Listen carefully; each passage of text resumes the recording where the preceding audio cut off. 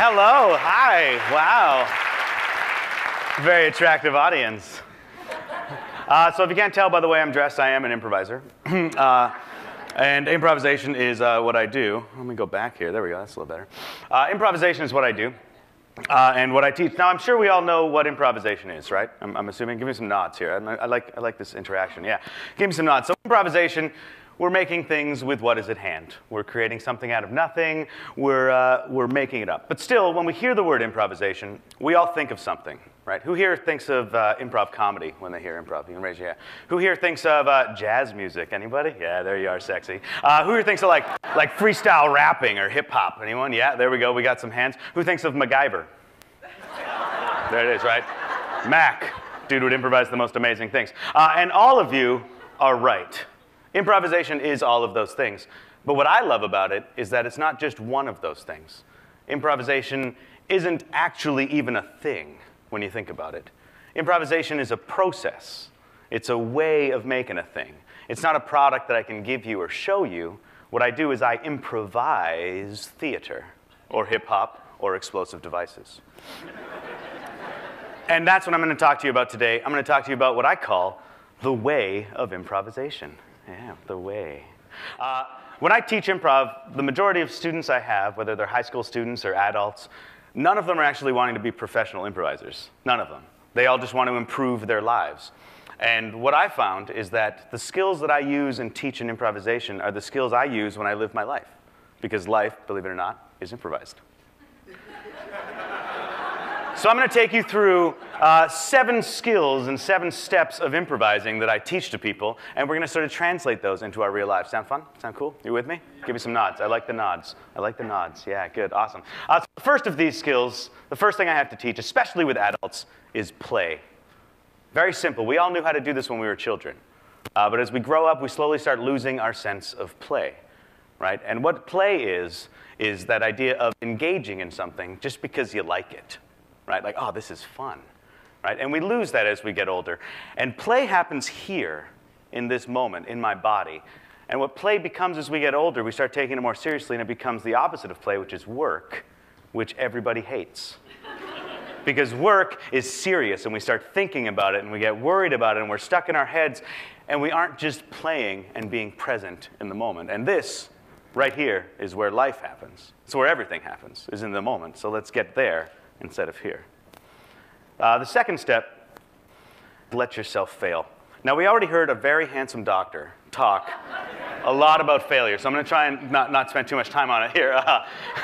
Such a handsome doctor. But notice that it says, let yourself fail. It's not just fail, because failing is easy. We can all do it. The hard part is to be okay with that and to let yourself fail and accept that failure is a natural way of things. The doctor said it so much more intelligently. But I'm an improviser. We're pretty much the same. And it's this fear. The fear of failure is what does it, right? Because as soon as you start fearing failure and you start getting worried about it, it gets you right back up here in your head again. And you're worried and you're thinking about all the failings you're going to do, and then you probably will fail. Improvisers understand that if you fail, failing does not make you a failure.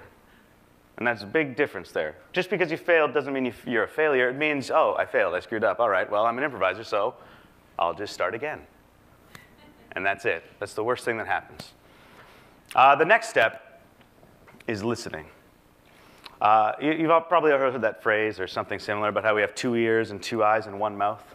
So we should listen and watch twice as much as we speak, right? You know that? Not true. Most people listen just enough to be able to respond. But we don't listen with every part of our being to what they're saying. A very wise man once told me that listening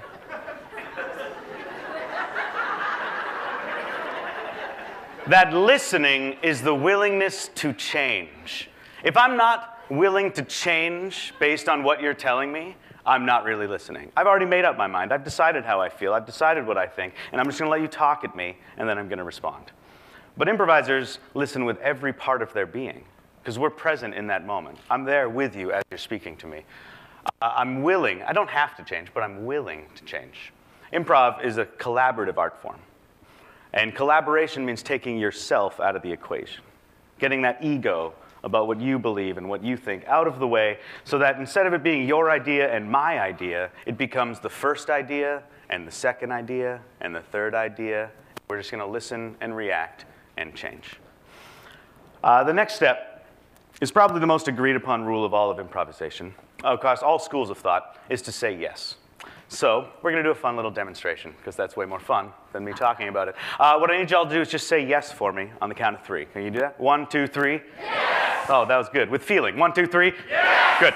So now, I'm going to ask you some questions, and I want you to just say yes to those questions. And we'll see what happens, OK? Let's just go with me here. Trust me, trust me, trust me.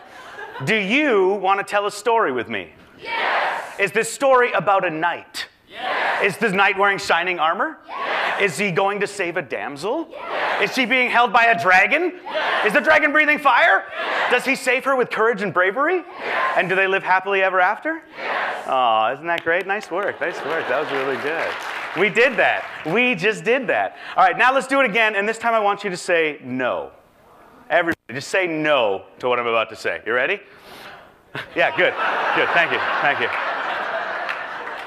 Do you want to tell a story with me? No! I'll just go, all right, I'll get on. Now that incredibly elaborate demonstration we just did proves one very simple point about improvisation, is that a series of yeses will take us somewhere. A series of no's doesn't even get started. Doesn't go anywhere. We all just sit there going, no, no, no, no. And the saddest part is that you can have 10,000 yeses in a row, and it just takes one no to stop it all and ruin it. So say yes. Now, the next step is sort of in conjunction with this one, and that is to say and. Right? Yes men are great. We've probably all met them. And they make you feel really good about what you're doing, right? All of you let me tell a story by saying yes. Thank you for that.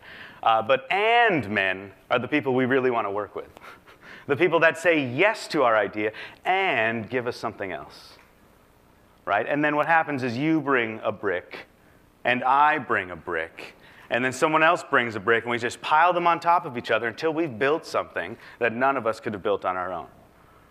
And that's what saying and is all about. Yes and. Not yes but, because but is a contradiction, whereas and is some sort of connection, right? So say yes and you're on your way to working with people and creating something. This step's a little weird. Just read that for a second. Think about it. Play the game. Sounds strange. You're like, yeah, Dave, maybe in improv you play games, but not in life. OK, get over it. So let me define what I mean by game here. What I mean by game is anything that has rules to it.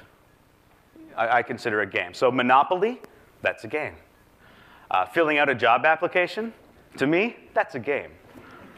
Right? There are rules that I am following. Right? And what rules do is they free us up to improvise. Right? By giving ourselves these constrictions, you know what I'm saying? That guide our impulses, it funnels our creative process into some kind of product. Right? The process of improvisation and those rules help us create something. Like, for instance, this presentation I'm doing right now. I've got these slides that I have to use, so that's one rule. I've got these slides in order. I have to do something that has something to do with the way of improvisation, because that's what I told you I was going to do. You've read my description, so I have to follow those rules. And I have to speak to you. Those are the rules I'm following right now. And within that, I'm free to improvise. And it's great, let me tell you, man. It feels good up here. You guys look so good. Just made that up. So play the game.